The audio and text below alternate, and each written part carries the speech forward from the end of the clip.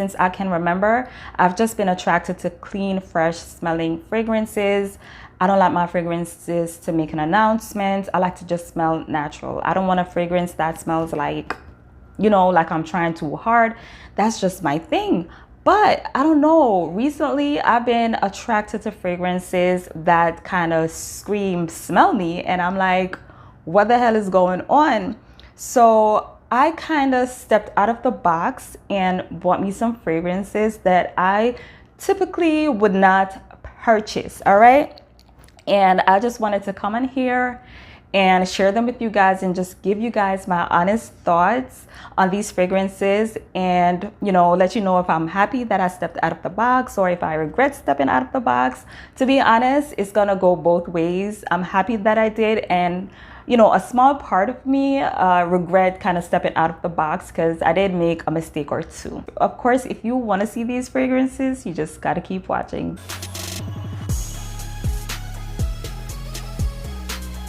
Welcome back, and thank you so much for joining me. First and foremost, let me apologize. I haven't uploaded a video in 2 weeks. I missed you guys so freaking much. There has been so much going on, like out of my control. Whenever I go missing like that, it's never because I'm just like sitting around not in the mood. I'm always in the mood to film. I'm always in the mood to talk about perfumes. It's my favorite thing to talk about. But sometimes life gets in the way. I have 2 young kids. One is special needs and one is only 6, and, you know, there's a lot of transitioning going on, you know, with the whole COVID thing, and there's just so much freaking things going on. But I don't want to get into that right now. Today I basically want us to talk about these fragrances, all right? Anyway, so the first fragrance that I want to talk about is from the house of Paco Rabanne. This is called Olympea Legend. A year ago or so, I did a video where I was talking about my favorite sweet gourmand fragrances, because don't get me wrong, I love a good sweet gourmand fragrance. It just has to be a certain way, and a lot of the gourmand fragrances out there on the market, they're just not done to my taste. I'm very specific when it comes on to my gourmand fragrances, which is why I don't have a lot. Under that video that I had posted, I posed the question. I'm like, let me know what your favorite gourmand fragrance is, the sweetest that you've ever like smelled in your entire life. Someone made a comment under that post and said that this fragrance right here is the sweetest fragrance that they've ever smelled. Like, she's like, girl, your list is good, but there's nothing on your list that is as sweet as this fragrance. And I was like, okay, all right. So of course I blind bought this. I saw the notes, they were a little iffy, but I still went ahead and I bought this one. This opens up with plum, apricot, and sea salt. In the heart we have floral notes and ginger flower, and in the dry down we have tonka bean, sand, musk, and I believe we have amber. So the notes kind of looked promising. I was a little bit skeptical of the salt note, and I was also skeptical of the sand, right? Sounded interesting, but like I said, stepping out of the box here, trying something different. But I just got this one and I sprayed it out. Immediately I got the sweet. I sprayed it here on my wrist, so it's still definitely on my wrist. As I move around my arm, I'm like smelling it. It smells like salted caramel with a little bit of condensed milk. The first night I got this one, I was very tempted to wear it to bed, but I was a little bit scared because of how sweet it is. So I wore a different fragrance to bed that night, but I decided that I was gonna just give this a little spray on my pinky. My husband came in the bed and he's like, what are you wearing? And I told him what I was wearing, which was not this. And I said, you want to smell? So he took a sniff. He's like, no, that's not what I'm smelling. I'm like, it's not? So then I gave him my pinky and he's like, yeah, that's what I'm smelling. So I'm like, wait a minute. So I threw on a whole different fragrance all over my body, but for some reason you smell a half a spray of the fragrance that I have on my pinky. So it is a very strong fragrance. Like, the performance on this one is amazing. When it dries down, you get the tonka bean and you get the musk, so it becomes a little bit more toned down with the addition of the tonka bean and the musk and the sand. It just kind of leveled things out, and then it started to smell like something that could actually go on your body rather than something to eat. I definitely think it's a fragrance that is worth trying if you think it's something that you would like. So this is Olympea Legend by Paco Rabanne. Up next is a fragrance from the house of Michael Kors, and this one is called Mystique Shimmer. So I was lucky enough to find this one in TJ Maxx the other day. I think it was for 36 bucks. This is the 1.7 fluid ounce bottle. Never smelled this fragrance, never heard of it. But I did a little bit of research while I was in TJ Maxx. So I went on Fragrantica, saw the notes, looked at a couple of the reviews. I just wanted to see what people were saying about this one. As I read the notes and I read the comments, I kind of knew it was gonna be risky to try this one. I knew it wasn't necessarily something I would be readily attracted to, but like I said, wanted to step out of the box, try something different, because you never know what you're gonna find when you step out of the box. It smells niche, it smells unique. There's not a lot of fragrances that smell like this. Definitely not a fragrance that is gonna appeal to the masses. So this is not the fragrance that you put out on the Macy's counter and everyone is gonna gravitate to it. This is like a private collection type of fragrance. So you know, a lot of time designers, they have their little fragrances that are mainstream, everyone is gonna like them, but then they'll build like a private collection for people like us that's crazy about fragrances.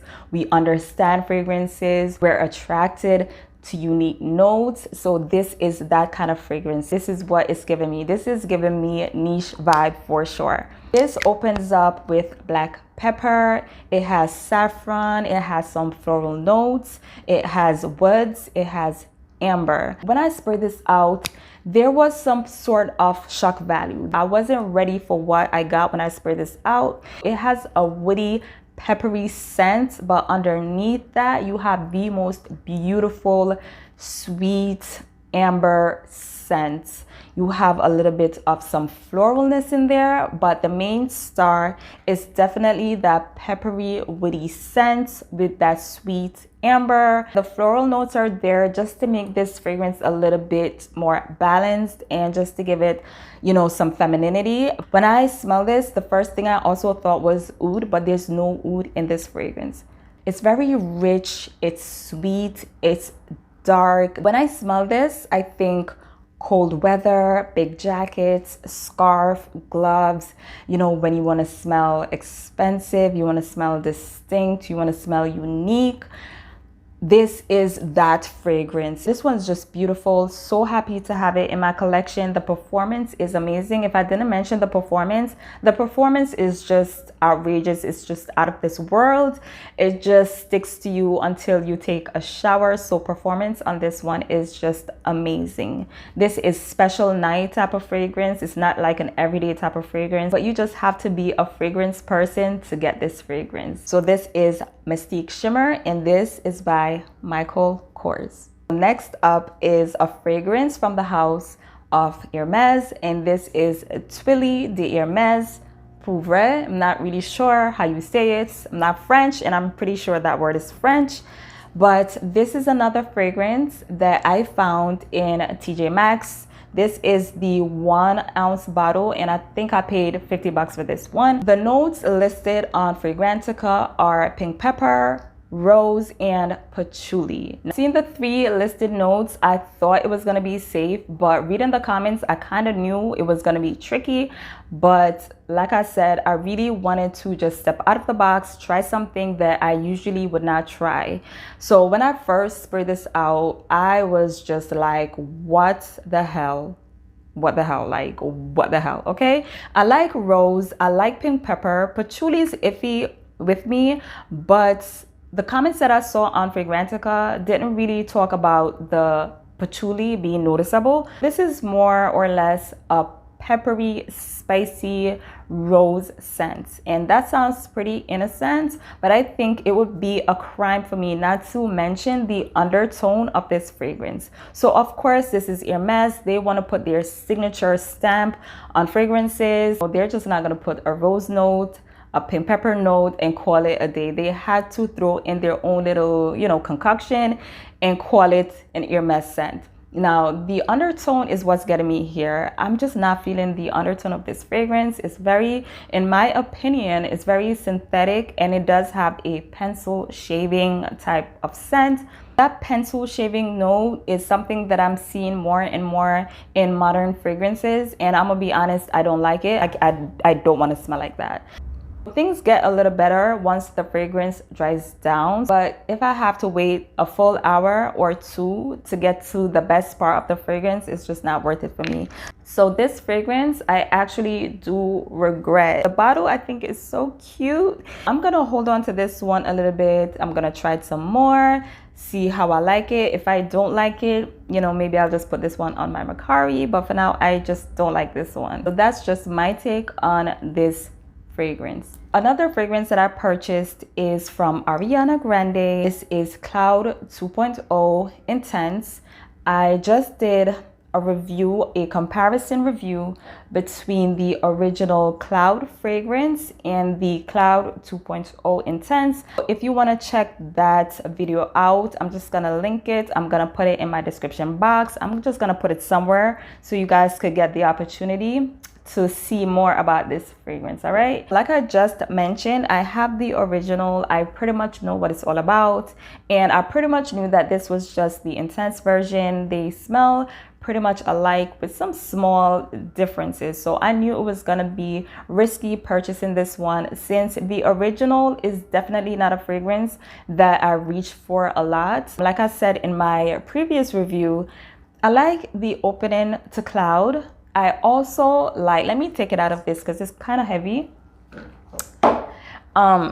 So I like the opening, and I do like the mid face of the original Cloud, but when it dries down, it gets a little bit masculine on my skin, and that's kind of where the fragrance falls apart, and I stop enjoying it once it hits the base. I wanted to buy this one because I wanted to see if there would be some sort of difference in the dry down, so that's the reason why I purchased this one. They kept the exact same notes of the original, which is basically pear, lavender, bergamot, praline, vanilla orchid, coconuts, marshmallow, and of course in the dry down they have musk and woody notes.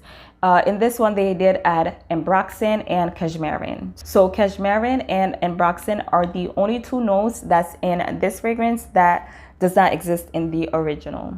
I'm pretty happy that I do have it in my collection. It smells so good from the nozzle. That's the thing. It has like this beautiful, sweet, coconutty, marshmallow, creamy, heavenly scent. It smells so good. Unfortunately, the base still leans a little bit masculine on me, but that's just something I'm willing to live through just to enjoy the top and the mid face of this fragrance. Don't get me wrong, the base is not like, it's not horrible. I just kind of wish it wasn't so masculine on my skin. But in buying this fragrance, I did step out of the box. I did decide to try something that I know that I'm not typically drawn to, and I'm super happy that I have this one in my collection. Let me know if you're gonna get this fragrance. Let me know what you think about it. If you already have it, just let me know in general what you think about Ariana Grande dropping this intense version. Are you happy? Are you excited? Like, how do you feel about it? But yeah, anyway, that's my take on Ariana Grande's Cloud 2.0 Intense. The last fragrance that I have coming up on this list has to be one of the best fragrances that I have purchased in such a long time. Total blind buy, totally took a risk when I purchased this one. I've been able to wear this fragrance every single day for the past week or week and a half. So this is Classique Pinup, and this is from the house of Jean Paul Gaultier.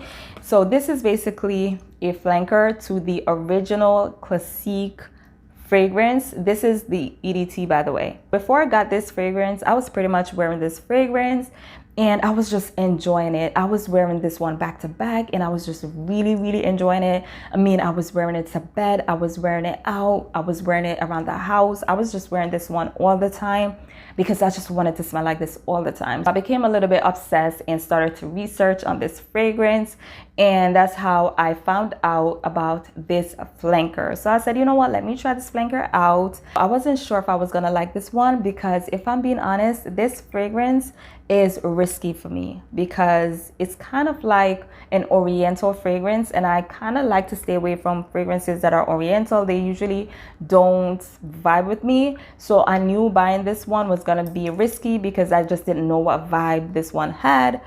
But let me tell you, this fragrance right here is just so amazing. It's just, I absolutely love it. What I get the most from this fragrance is ginger, orange blossom, marshmallow, get the vanilla, and it's pretty musky. Let me tell you, this fragrance is just so good. It is just so good. It is just so good. I do get a little bit of the original Classique in here, but this fragrance is just way superior with that marshmallow and with the amber and with that ginger, the combination of that ginger with that soapy orange blossom. It smells so good. While wearing this fragrance, it kind of kept reminding me of another fragrance that I do have in my collection, which is Dolce & Gabbanna's Perfume. So I feel as though these fragrances kind of have the same vibe. They do have that laundry powder soap mixed with some sweet notes, but I think this one is just so much better. Everything is more pronounced in here. The marshmallow in here is just way more pronounced. You get the vanilla, the amber, the soapy aspect of this is just more amped up. Like everything is just more amped up in here. Don't get me wrong, this is a beautiful fragrance, but I think this is what this is trying to be, or this is like the baby sister and this is the more grown-up sister. I've been wearing this one to bed. I've been wearing this one now around the house.